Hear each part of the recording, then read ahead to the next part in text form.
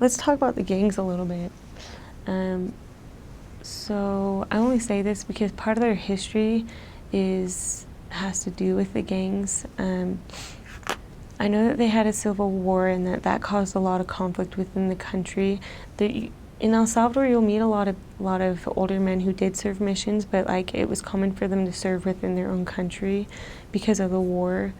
But that, I want to say that's what started the violence between the gangs. I know that like a lot of gang members came from California as well, and it's hard because there's no safety. It's almost like the gangs run the countries, and if you try to get police involvement, it doesn't really work out that well because the police don't really have as much authority there as the gangs. It's almost like a huge war between the gangs and the police constantly, and that's why there's so much crime, that's why there's so much violence. And so that's why we couldn't teach we couldn't teach anyone that was associated with the gangs in any way, shape, or form.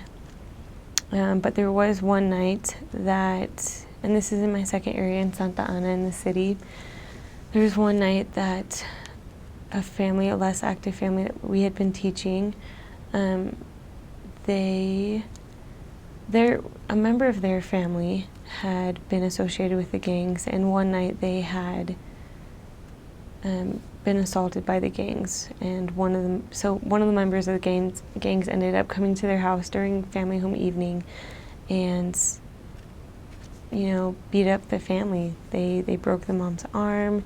The son was all beat up the next time we saw him because he tried to defend his mom, tried to save her, and the family, none of them, they were fine after, except for the bruises and some of those physical things that had occurred. But that's just the life of El Salvador. Like any association that they have with the gangs, I mean, it's not good, and that's one thing that was hard for me to grasp.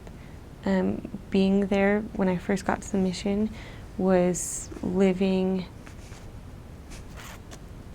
I guess, having to live in constant fear, because we are so safe and so blessed in the United States that we don't really have to worry about that kind of stuff. But in El Salvador, a lot of people live in constant fear because you don't know who's gonna, you don't know who's associated with the gangs and who's not, and so it's just, you have to be really careful because it's very dangerous. At any rate, the family that did get hurt by this gang member, we went to see them the next day, and we asked them, like, is there anything that we can do? Did you call the police? And they told us that they did call the police, but the only thing that the police told him was, hey, if you see him next time, let us know. And that's just kind of like how it is in El Salvador. The gangs and the police are just in constant feud of each other, and there's just a lack of structure within the police system there. So it's hard to find safety once you're in that kind of a rut, but not everyone lives in fear. It's only if you are associated with the gangs, or if you put yourself in harm's way.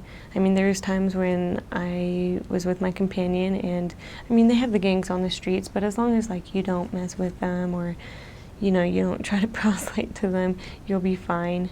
But at any rate, my companion and I were walking, and there's a group of gangs that ended up beating up on this other guy, and we just ran as fast as we could away from the situation.